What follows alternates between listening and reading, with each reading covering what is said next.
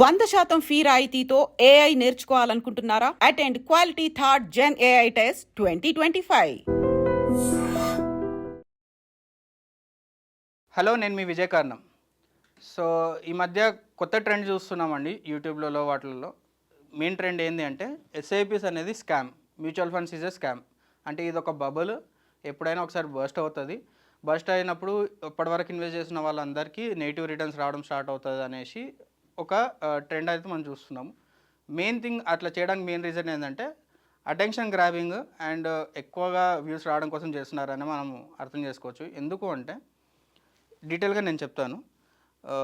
So first thing, మనం mutual funds అనే scam అనేది ఎక్కడ మనం ఎక్కువ వింటుంటామంటే అబోవ్ 45 కానీ అబోవ్ 50 ఇయర్స్లో మనం డెఫినెట్గా మనం ఈ వర్డ్ వింటుంటాం. ఎందుకు వింటుంటామంటే మ్యూచువల్ ఫండ్స్లో ఇన్వెస్ట్ చేసేదంతా స్టాక్ మార్కెట్ అంటే మొత్తం గ్యామ్లింగ్లో మనం ఇన్వెస్ట్ చేయడం ఎందుకు, అదేదో రియల్ ఎస్టేట్లో ఇన్వెస్ట్ చేసుకుంటే మనకు ఎక్కువ రిటర్న్స్ వస్తాయని చెప్పేసి వాళ్ళు అనుకుంటారు. అనుకోవడంలో తప్పులేదు, ఎందుకంటే వాళ్ళకున్న అవేర్నెస్ ప్రకారం వాళ్ళు అట్లా అంటున్నారు.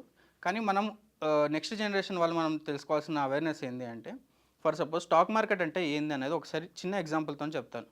సో అందరం పొద్దున్న లేస్తాం కదా, పొద్దున్న లేచినప్పుడు మనం కోల్గేట్ పేస్ట్ వాడామనుకుందాం. ఫర్ సపోజ్ కోల్గేట్ పేస్ట్ వాడేస్తే అది ఏ కంపెనీకి రిలేటెడ్? హిందుస్థాన్ యూనిలివర్ కంపెనీకి రిలేటెడ్.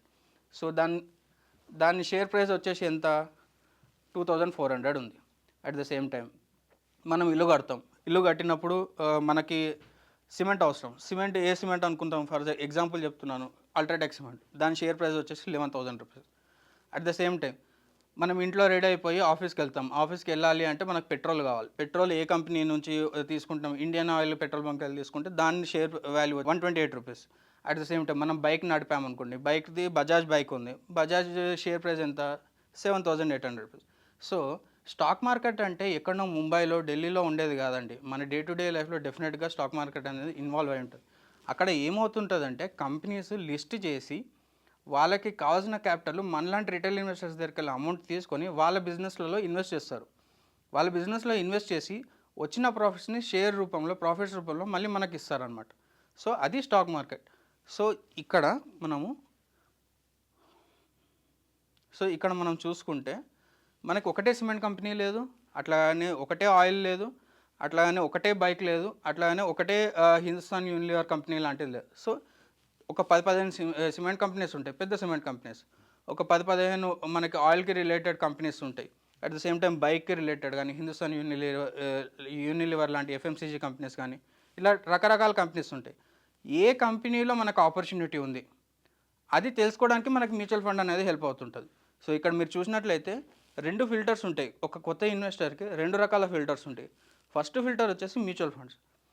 మ్యూచువల్ ఫండ్స్లో ఏమవుతుంది అంటే ఒక 10 కంపెనీస్ ఉన్నాయి.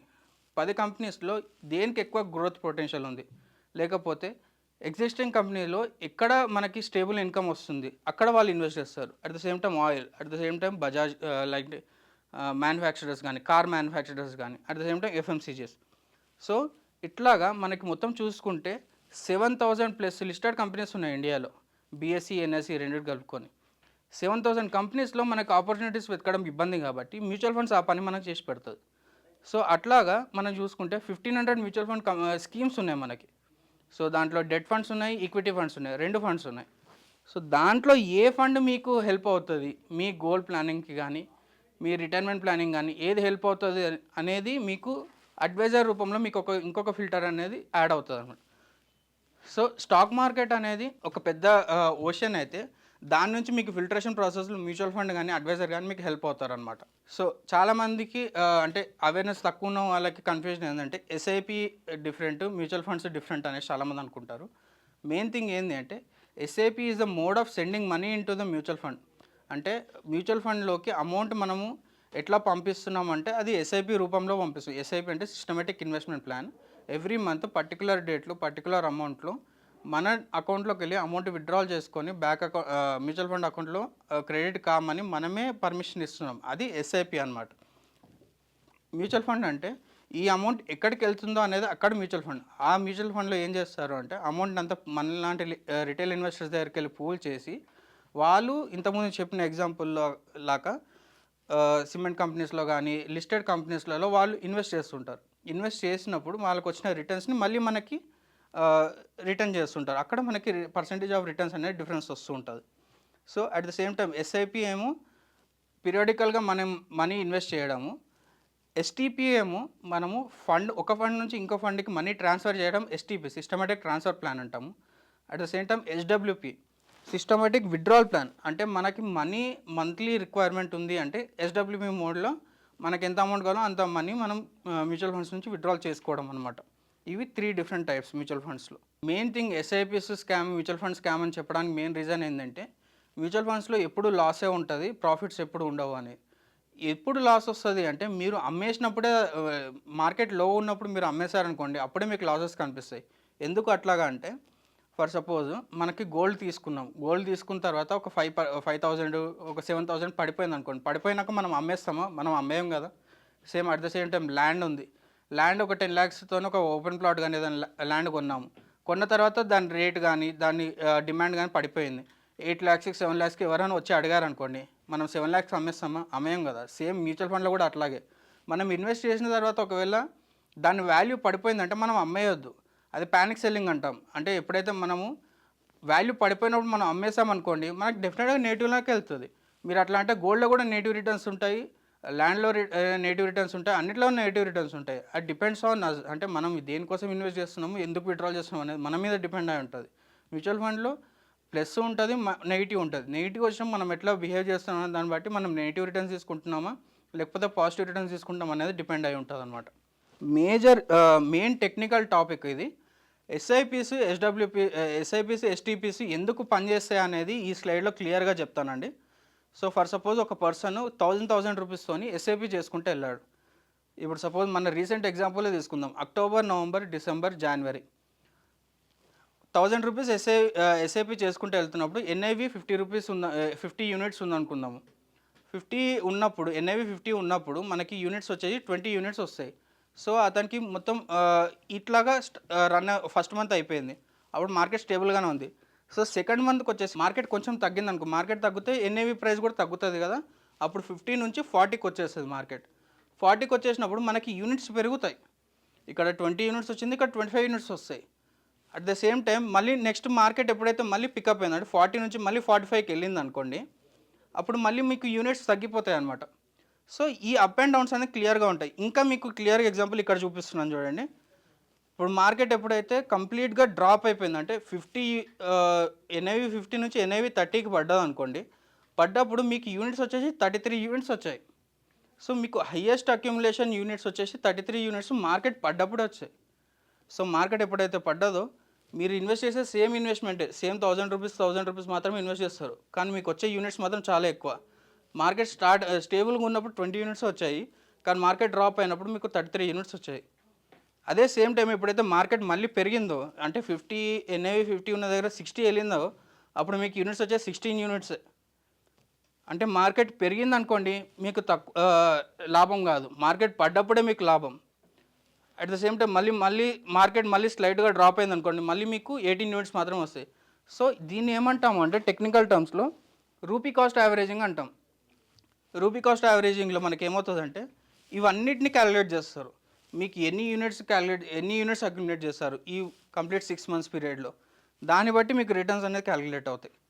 నెక్స్ట్ స్లైడ్లో చూపిస్తాను. సో ఫర్ సపోజ్ మీరు 6 monthsలో 1,000 రూపీస్ ఇన్వెస్ట్ చేస్తారు. 4th monthలో మీకు 33 యూనిట్స్ వచ్చాయి, 5th monthలో 16 యూనిట్స్ వచ్చాయి, కానీ మీకు నెట్ మొత్తం యూనిట్స్ చూసుకుంటారు. ఎన్ని యూనిట్స్ మీరు అక్యుములేట్ చేస్తారు? 135 యూనిట్స్ అక్యుములేట్ చేస్తారు. సో ఫర్ సపోజ్ ఇక్కడ ఈ 33 యూనిట్సే మీకు రాలేదనుకోండి, ఇక్కడ 100 యూనిట్స్ మాత్రమే ఉంటాయి. 100 యూనిట్స్కే మీకు రిటర్న్స్ క్యాలిక్యులేట్ చేస్తారు. సో మార్కెట్ పడడం వల్ల మీకు ప్రాఫిట్ అనమాట ఇక్కడ. సో ఎన్ఏవి మనం 50, 40, 30 అట్లా చూసాం కదా. ఫర్ సపోజ్ 6 months తర్వాత ఎన్ఏవి 70 రూపీస్కి వెళ్ళింది. నేను చెప్పాను కదా, మార్కెట్ డ్రాప్ అయినప్పుడు మనం విత్డ్రాల్ చేయొద్దు అనేది ఇదే రీజన్ అనమాట. మార్కెట్ ఎక్కువ ఉన్నప్పుడు మనం విత్డ్రాల్ చేస్తాం అనుకోండి, ఫర్ సపోజ్ 50 ఉన్న ఎన్ఏవి 70కి వెళ్ళింది అనుకోండి, 70కి వెళ్ళినప్పుడు మనకి ఇన్ని యూనిట్స్ 135 యూనిట్స్కి 70 రూపీస్ పర్ యూనిట్ అనుకుంటే మనకి 9,478 రూపీస్ మనకి టోటల్ కార్పస్ అనమాట. అంటే మనం దానిలో ఇన్వెస్ట్ చేసిన 6,000, కానీ అడిషనల్గా వచ్చిన 3,478 రూపీస్ అనేది ప్రాఫిట్స్ అనమాట. ఈ ప్రాఫిట్స్ ఎప్పుడు తీసుకుంటాము, మనకి ఎన్ఏవి 70 రూపీస్కి వెళ్ళినప్పుడు మాత్రమే.